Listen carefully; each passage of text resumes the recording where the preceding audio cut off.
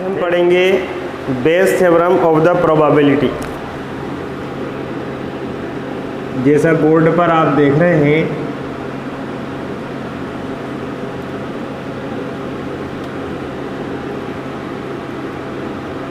तो ये Bayes theorem का पूरा नाटक है साहब। इसको मैं पढ़कर सुना रहा हूँ, हालांकि इसके सुनाने और नहीं सुनाने से कोई मतलब नहीं है, और इसको लिखने और नहीं लिखने से भी कोई मतलब नहीं है।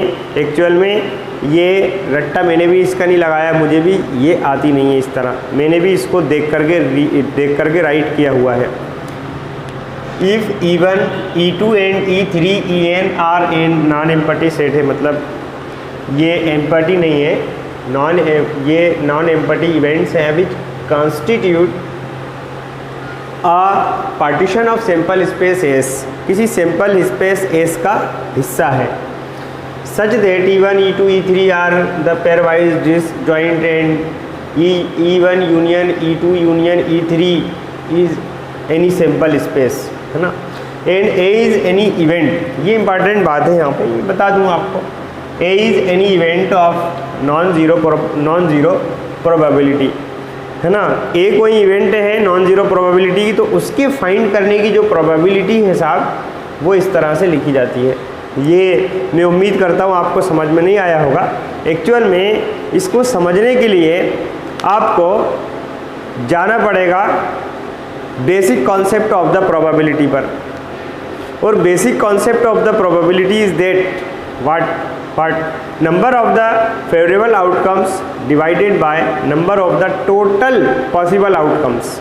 एग्जाम्पल नंबर 16 लिखा हुआ है, लेकिन एक बात याद रखो, ज़िंदगी में मैंने तुम्हें बेस थ्योरम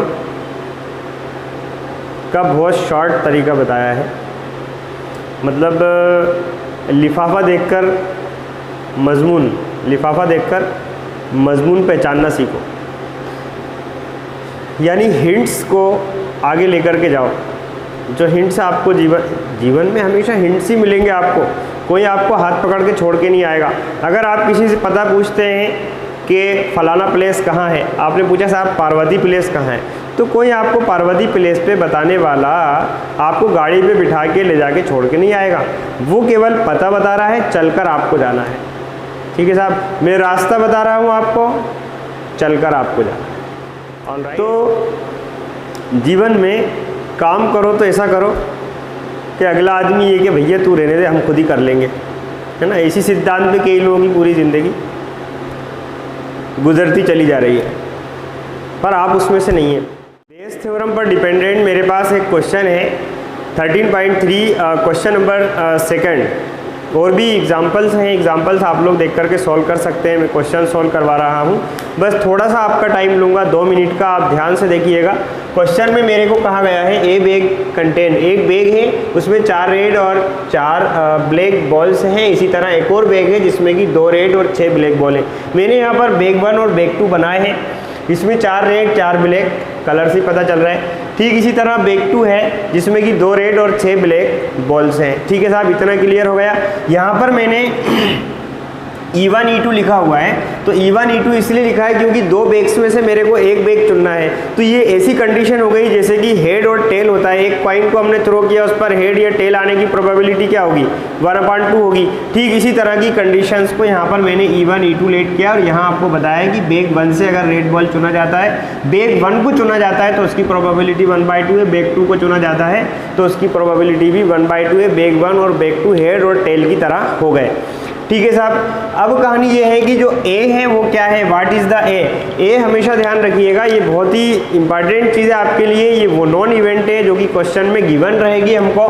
यहाँ पर जो ये बोल रहे हैं कि ड्रॉन बॉल इज़ रेड, जो बॉल आप ड्रॉ कर रहे हैं वो रेड बॉल है, ये चीज़ आप याद रखिएगा। इसको आपको ए से डिनोट करना है हमेशा। अब देखिए, मैं इस फॉर्मूले की बात नहीं कर रहा हूँ, ये फॉर्मूला तो ऑटोमेटिक बन जाएगा जब आप क्वेश्चन को सॉल्व करेंगे।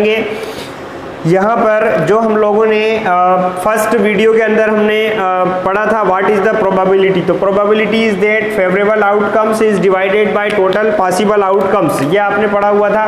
Total possible outcomes, favourable outcomes divided by total possible outcome, उसी को अगर हम यहाँ फॉलो करते हैं तो आपकी पूरी बेस थ्योरम कंप्लीट हो जाती है। फॉर्मूला भी ऑटोमेटिक आपको समझ में आ जाएगा।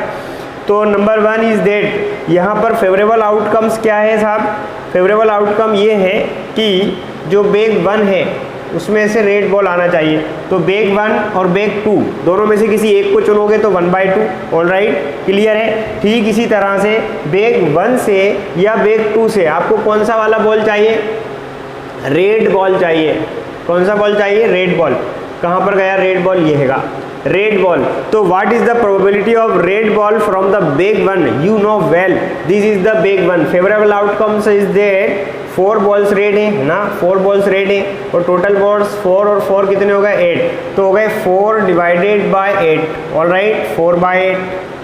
ठीक है। ठीक इसी तरह नीचे टोटल पॉसिबल आउटकम्स आएंगे। तो पॉसिबल आउटकम्स में क्या है? दोनों बेग में से कहीं का भी बेग आ सकता है। तो मान लीजिए यहाँ पर बेग 2 आ गया है ना, और उससे रेड बॉल का प्रोबेबिलिटी क्या होगा? रेड बॉल 2 है जो कि कलर से पता चल रहा है। 2 डिवाइडेड बाय 2 + 6 8, तो 2 divided by 8। All right, and फिर प्लस क्यों लगा रहा है यहाँ पे? टोटल पॉसिबल आउटकम्स है, उन सभी को हम क्या कर देते हैं? ऐड कर देते हैं। तो प्लस लगाकर हमने यहाँ पर ये भी एक रिजल्ट के रूप में रखा कि बेग फर्स्ट भी हो सकता है। फर्स्ट बेग के चूज के लिए 1/2 होगी प्रोबेबिलिटी, और फर्स्ट बेग से जो रेड बॉल है उसका प्रोबेबिलिटी होगा 4 डिवाइडेड बाय 8।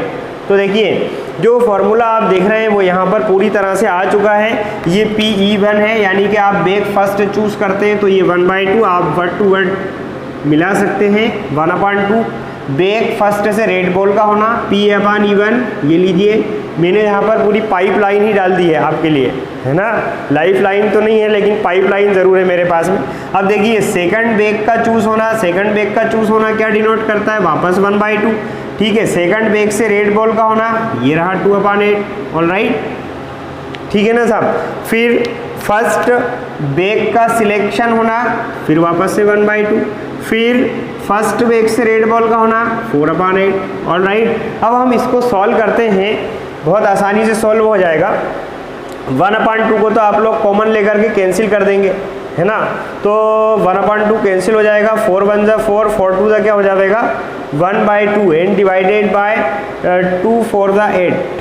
ठीक है, और 4 1 जा 4, 4 2 जा 8। इस तरह से मुझे आंसर क्या मिल रहा है? मैं यहाँ थोड़ा सा ऊपर लिखता हूँ 1/2 and divided by 1/4 and 1/2 half and 1/4 मिलकर 3/4 हो जाते हैं, और 2 1 जा 2, 2 2 जा 4। आंसर इज दैट 2 ऊपर चला जाएगा तो 2/3। तो ये देखिए ये बेस थ्योरम है। This is very simple, you can do very well.